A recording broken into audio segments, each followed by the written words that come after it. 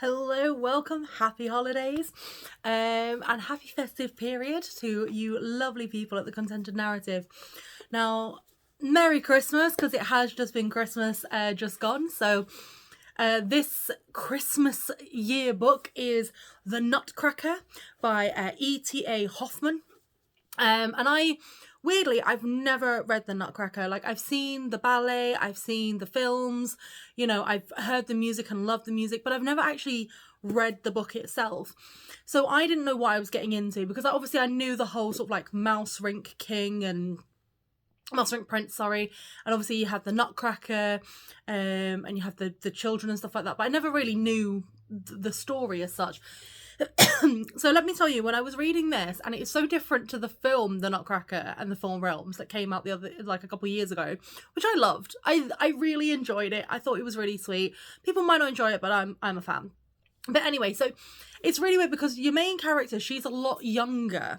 But yeah, so she's one of those that when you're still a child and you still believe in magic and you still believe that your toys are real, that your dolls can have feelings and everything like that. So it's this story of this child who stays up on Christmas and sees this adorable little Nutcracker, which everyone else is like, oh no, it's ugly, but sees this adorable little Nutcracker and decides that she's going to look after this little Nutcracker. She's going to really make sure that he's okay, because he gets injured from the brother playing roughly with it, and on the sort of the first night, there's this huge battle between the Nutcrackers and the soldiers, and then the mice and Mouse Rink the King and everything like that. So there's this huge battle, and then she passes out and she's unwell for a long period of time, and they think she's just gone crazy. That they think she's absolutely insane.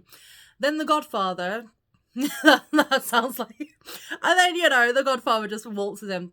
And then the Godfather comes in and starts telling this story about how the Nutcracker became the Nutcracker.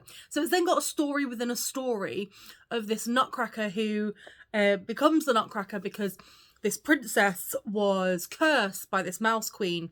And then this Nutcracker came and saved this princess from the curse, and then he became cursed, but she refuses to lift the curse and all of that.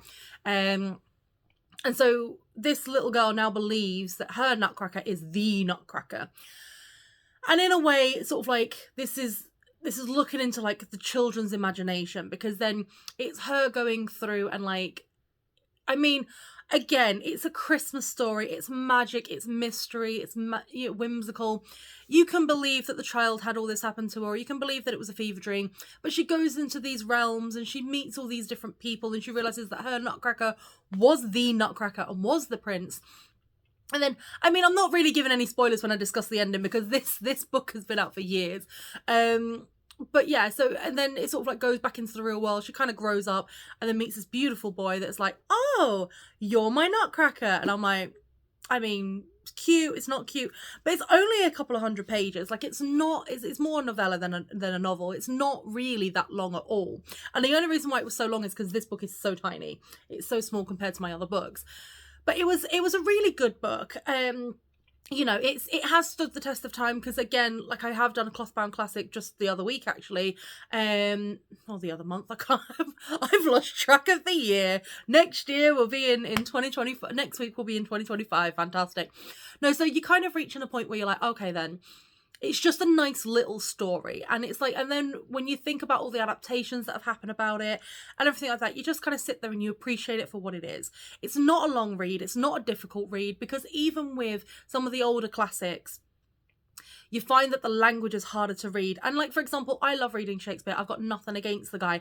I find it quite musical when I'm reading it, and when I'm reading, I find it easier to read out loud than read it in my head. But I know some people are like, oh no, that's too much. But this is not like that. So like the words aren't too hard to understand. It's not dated with the way that it's written as well. And the characters are really nice. And I've got nothing wrong with it. It's one that I'll probably reread because it takes no time at all.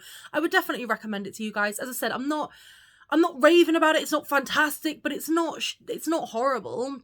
It is what it is. And it's a nice little Christmas story, which, I try and do a Christmas themed content and narrative as close to Christmas Day as possible. So this is this year's one, and honestly it was a really nice one. So let me know what you think. Let me know if you've read it before. Let me know if there's an interpretation that you've loved more. Let me know if you've gone to the ballet to see it. Let me know if you love the music from it. But honestly, thank you so much. 2025 has been a fantastic year, guys. We've smashed 300 subscribers. You guys are constantly watching my videos. You have made it worth it. So thank you so much. It is so weird that I've been going for like almost 4 years now. Did I say 2020? Whatever year it is, 2024 has been a great year. And honestly, here's the 2025 where hopefully I'll get over 400 subscribers. But keep sharing, keep liking, keep subscribing. Thank you so much and have a fantastic new year.